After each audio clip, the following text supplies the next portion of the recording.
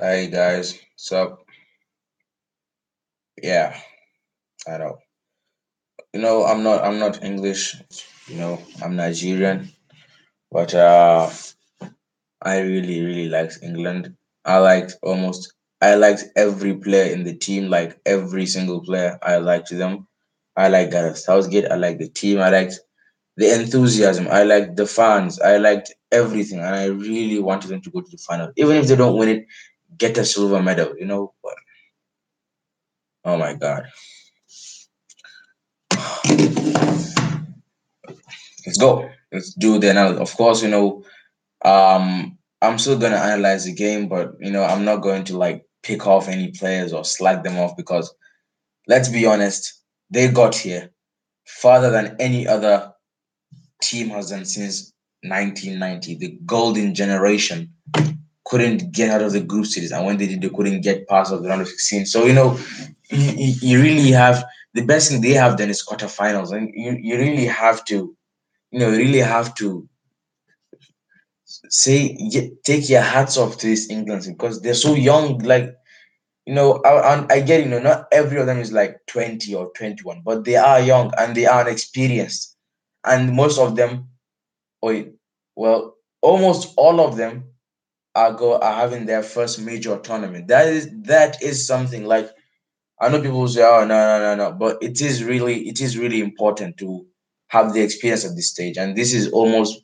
all of them. These are first major tournaments, so and pretty much most of them are going to play in the Euros and in the next World Cup, maybe excluding guys like Ashley Young and who's really old and I don't really know like not the ones that are like 28, people guys like Walker maybe they probably will be there, maybe Danny Rose 28 also 29 he will be there like it's really good for them like they're really young, up for Sterling, Rashford, Kane, Lingard, they're all gonna be there to play the next World Cup and the Euros. So this is really looking really good for England, but it's disappointment because there was this vibe that went with the country of we can't do this because there was a special tone to this team, and this was the best route you could get to the final. This was the best you could ask for, and they I'm not gonna say they should have done better. They have done excellently well, and I'm proud of England. And I'm sure everybody in England will be proud of this team because they have done magnificently well. This is beyond what we're expecting them. Because if you look at this team, to be honest, pick them out. The team spirit is so high. The individual quality is not like out of the roof like in a team like a France or Brazil or Belgium. They are good players, but they played so well. They put their hearts into it. And seeing players like Marcus Rashford and Lingard crying after the game was devastating for me. I was really, really sad. Like I really was. I almost felt like I should cry. Well, let's get into the game. So England started early with a very high intensity, using Kane as a target man, and they get a goal. Trippier, amazing free kick. Dele Ali won the foul, and England went up from that. They pushed Croatia back really, and they didn't have the problem that they had against Colombia. The lack of interplay between the two, between like Lingard and Ali and Sterling. It was there. They were crisp. And they got chances, really good chances. The one that, Lingard played in Kane inside the box, and Kane could have squared it to Sterling, but he took it on, and, the keeper rushed him.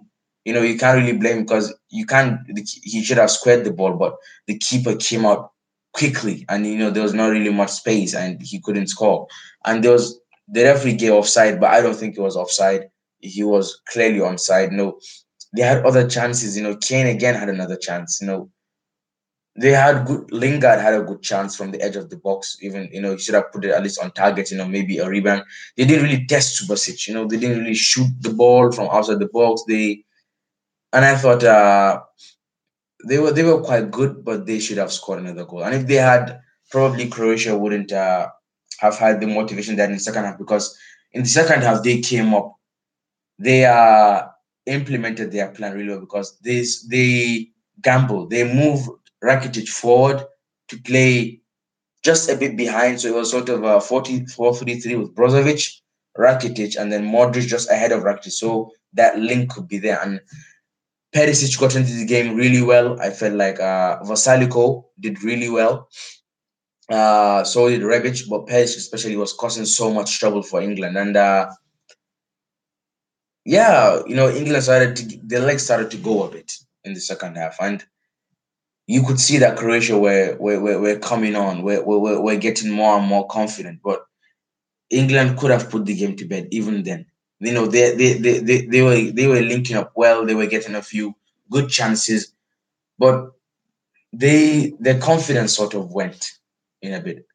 And towards the later side of the game, I can't remember what minutes exactly. A good cross by Vasaliko, sorry, to find Kyle Walker, to find Perisic. Kyle Walker was trying to head the ball away. Perisic just managed to get in front of him and put his leg, and it was a good finish, very good finish outside the foot. 1-1. And then the nerves kicked in, and then England started looking sloppy at the back. They started making a few niggly mistakes. The communication was poor, and Croatia really looked like, we're gonna do this. And that was when I felt, if you had an experienced player like someone who has been here, because I was looking to Henderson and Kane to, like, talk and speak and tell them, hey guys, calm down, come on, let's do this. But it wasn't there. They were panicking really, really, really badly. They were out of shape. They were confused, and it was not good to see. And I thought England suffered a lot because Henderson had a poor second half. He was very poor second half. His balls were not good at all, and I think because of that, because a lot of play goes through him, they suffered for it, England.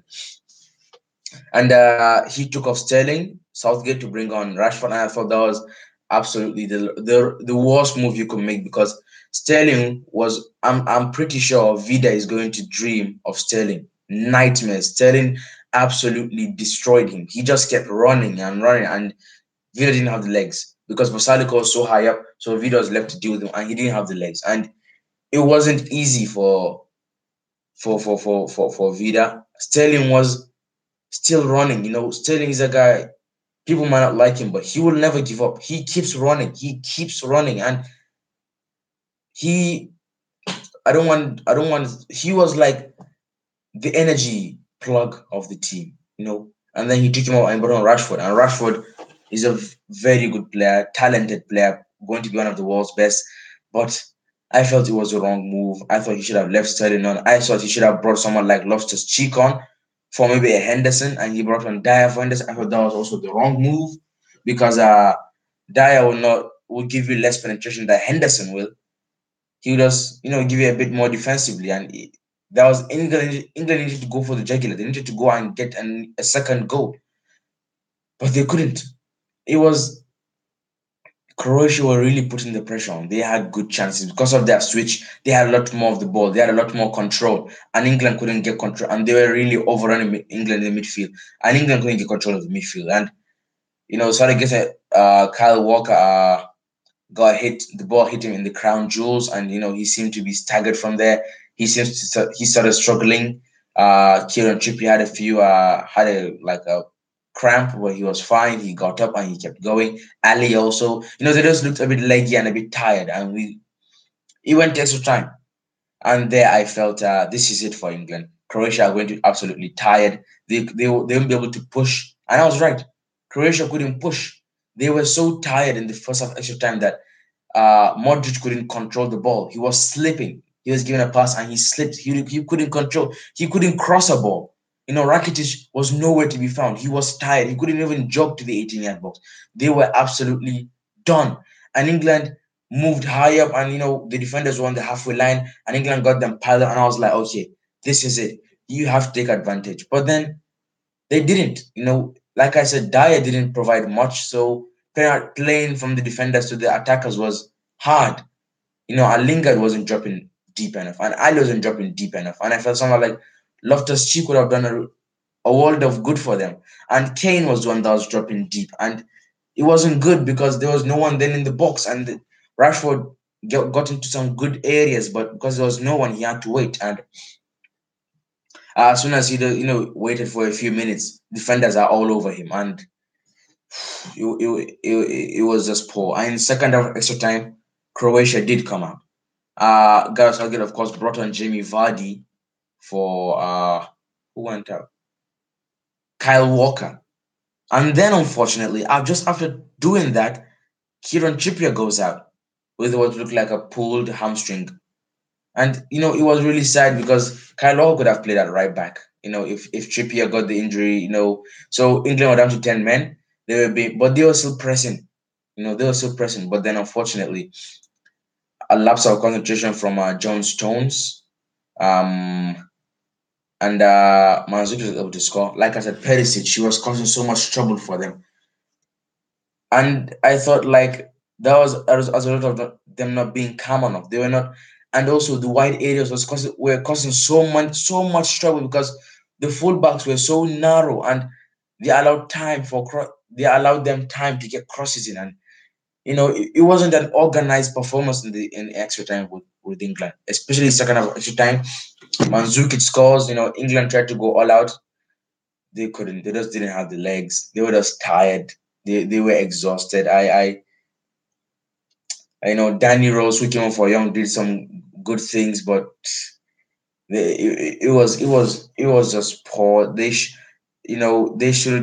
have put the game to bed in the first half, maybe in this first half extra time, but they just lacked a bit of composure, just a bit of penetration, a bit of calmness in front of goal, and that was what did them bad. And I'm still proud of them, and I think they are going to go on to great things because they have so many good players already, and they have so many good young players coming in through. So should not be too bad for England. Semi-finals of World Cup is amazing. They have a chance to get the third place. I hope they do, and that will be brilliant for them. That will be amazing for them. Like really, really amazing for them. And I really am proud of England. I love the performance from England. But yeah, disappointment still there because you felt like they could get to the final. This was a very good chance for them. And if they got to the final, it was a 90-minute game, possibly 120 minutes. They could have done it, but dream is over. It's not coming home, boys. But they are going to be coming home as heroes because they have done absolutely what no team in the past 20 years have done. They have actually achieved something at an international tournament. So yeah, hats off to England. Croatia, they were really good, especially in second half and in extra time because they defended well. Dejan Lovren, I thought was amazing. He was world class today. Modric and Rakitic came into the game in the second half. Perisic was for me the best player for them because he was amazing. He was everywhere. He was causing danger. Rebic was quite good. Mandzukic was also good with his hold up play. Brozovic was good. Vasilko was also amazing. It was just a good performance from them, and they deserve to go through. And now they're gonna face France. So let's see. Sunday, England play on Saturday. Let's see what's gonna happen.